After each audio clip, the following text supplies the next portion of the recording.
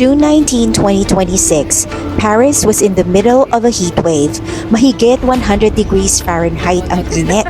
Pero tiniis namin ang mahabang pila sa Notre Dame para sa isang bagay na ayaw naming palampasin. Tuwing Friday lang kasi inilalabas para sa public veneration ang Crown of Thorns, ang relic na pinaniniwalaang isinuot kay Jesus bago siya ipinako sa krus. Habang naghihintay, tinanong ko ang grupo kung ano ang first impression nila sa Notre Dame. Statement, ano po ang masasabi ninyo sa pagpunta sa Notre Dame? Commercialized.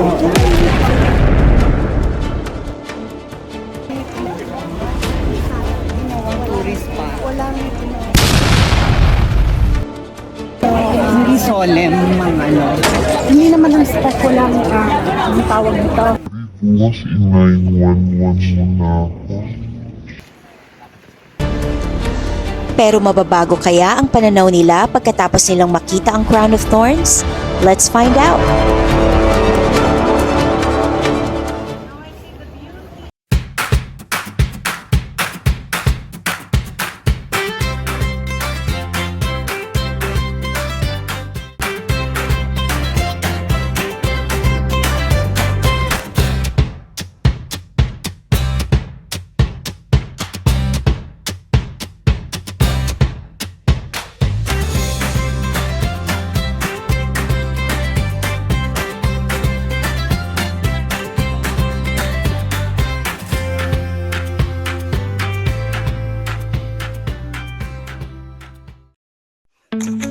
Mula Nouveau, bumalik muna kami ng Paris. Last-minute addition kasi ang Nouveau sa itinerary namin. Kaya kailangan namin bumalik para sumakay ng train papuntang Lourdes.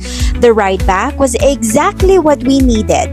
Habang ang iba tahimik na nagre-reflect at ang iba bumabawi ng tulog, ako naman, syempre budget tracking at video backup mode.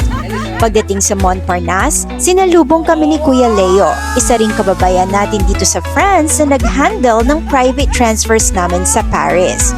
May ready pa siyang malamig na tubig para sa amin at dahil malapit lang ang hotel, hinatid pa niya kami sa isang Filipino restaurant bago kami nag-check-in. Travel win talaga! Pagkatapos ng lunch, sumakay kami ng train papunta sa Chapel of the Miraculous Medal. Dito nakahimlay ang incorrupt body ni Saint Catherine Laboure, ang santo na pinagpakitaan ni Mama Mary at pinagkatiwalaan ng Miraculous Medal.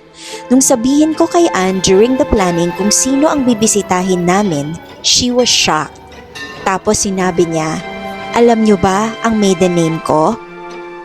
Catherine Laborte." Kakakilabot, di ba?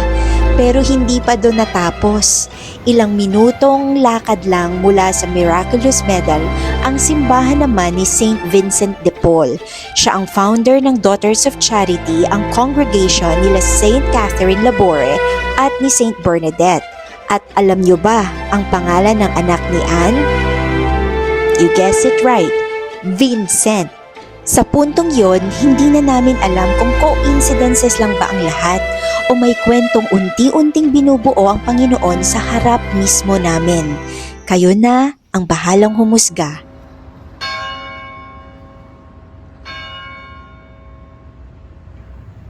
Habang papalapit kami sa Notre Dame, patindi ng patindi ang init. Lagpas 100 degrees na ang temperature. Si Anne, mababa na ang blood sugar. Si Madam halos gusto nang umuwi. At sa totoo lang, lahat kami pagod na. Pero iisa lang ang nasa isip namin. Friday lang kasi inilalabas ang Crown of Thorns para sa public veneration. Kung hindi ngayon, hindi na namin to makikita. Kaya itinuloy pa rin namin. Pagpasok namin sa loob ng Notre Dame, mainit pa rin. Halos walang takas sa init talaga. Pero habang nakatingin kami sa Crown of Thorns, tahimik ang bawat isa. Iba-ibang naging dasal, iba-iba rin ang naging pilgrimage. Si Anne, ibinuhos ang puso niya sa Diyos. Si Maria, ipinagdasal ang kanyang asawa at mga mahal sa buhay. Si Sir, nag-ikot, nagdasal. Si Madam, tahimik lang na nanatili. At minsan, yung katahimikan, isa na ring panalangin. Pero ang tanong, naging worth it kaya ang lahat ng pagod at init na yon? Malalaman natin yan sa biyahe namin papuntang Lourdes. Meanwhile, ito nga ang hotel namin dito sa Paris ay Hotel Montparnasse Daguerre. O yan, very Parisian, di ba? Very Parisian ang hotel, kaya kung marami kayong malalaking maleta, heads up lang. Medyo masikip ang elevator at staircase, pero normal na yan sa maraming older hotels dito sa Paris. The room itself is simple, clean, may air conditioning na sobrang na-appreciate namin dahil sa heat wave. At ang location, panalo. Walking distance lang sa Montparnasse Station, kaya perfect kung may early morning train kayo gaya namin papuntang Lourdes. At syempre, curious ako kung ano masasabi ng luxury traveler natin. Kinaya naman daw niya ang maliit na room dahil one night lang naman. Besides, mas gusto na lang niyang isave ang budget niya para sa shopping. Of course, priorities, diba? Hindi ito luxury hotel, pero kung ahanap mo ay convenience, magandang location at isang komportableng pahingahan bago ang next destination mo, ay pwede na itong Hotel Daguerre. The hotel definitely gets the job done. Pero hindi ko siya i-recommend kung may elderly kayong kasama dahil nga sa mga stairs na very narrow and steep. Kami naman ni Maria at Sir naghanap na lang ng makakainan sa baba. We made the most out of our dinner time with Maria. Maganda ang lugar ng hotel namin kasi nasa 6 arrondissement siya, so puno ng mga restaurant sa paligid. We picked up some food for breakfast dahil bukas maaga kaming sasakay ng train. Destination, Lourdes.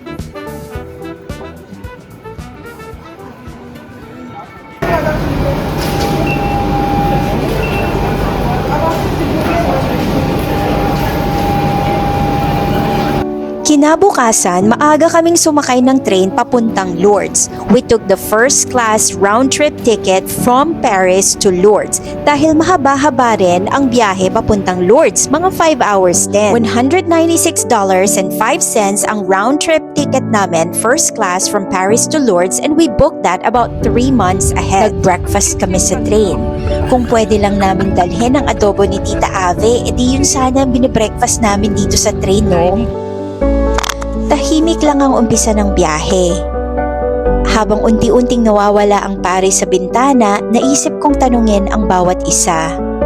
Ano ang pinaka-highlight nyo kahapon? Hindi, ang highlight ko, yung fashion natin, ang init talaga na kinaya natin. Yung walk natin, at saka yung time limit natin, para bang yung may goal tayo na accomplish natin lahat, at saka yung pagkatapos ng lahat, nakaupo na lang ako, wala akong ginagawa, para bang na-accomplish. Akala ko simpleng sagot lang ang makukuha ko. But instead, si Ann, Hindi ko pinangarap to. Para bang, ayun na. Ay.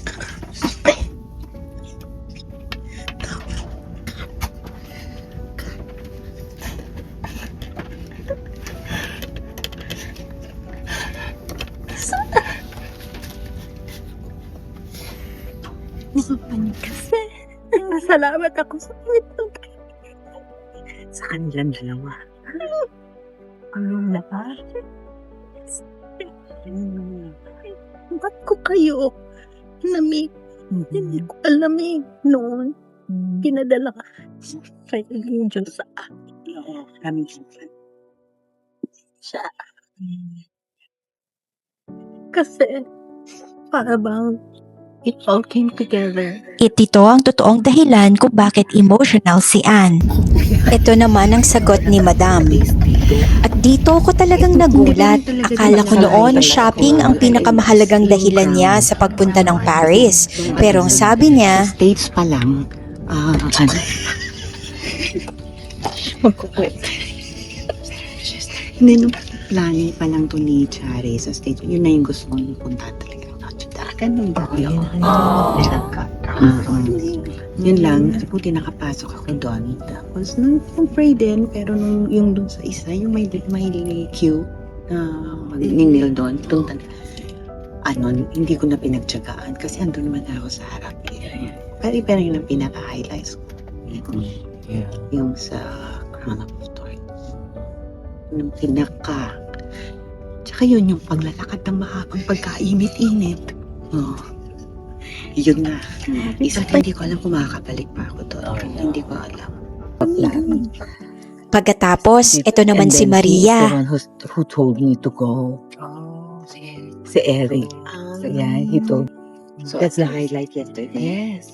And when I went to what's that, Notre Dame? Yeah. Yeah, I actually in front of the crowd.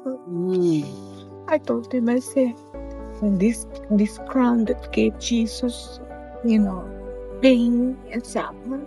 I said, it was tempting my husband. I said, take him. And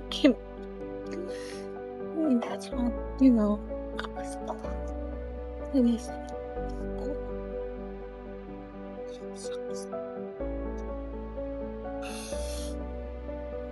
Talagang iyak naman. Iyak naman. Ang babaw. Akala namin we were just going to visit churches, makakakita ng mga relics at bibisita sa mga sikat na pilgrimage sites. Hindi namin alam, unti-unti na pala kaming hinuhubog ng bawat lugar na pinupuntahan namin. From the humility of Saint Bernadette to the quiet yes of Saint Catherine Labore to the life of service of Saint Vincent de Paul hanggang sa Crown of Thorns. Parang bawat hinto, may iniiwang mensahe sa bawat isa sa amin. At habang papasok kami sa Lourdes, doon ko na-realize, we didn't come here just to see Lourdes. We came here to let God meet each one of us in a different way. At pakiramdam ko, this was only the beginning of our pilgrimage.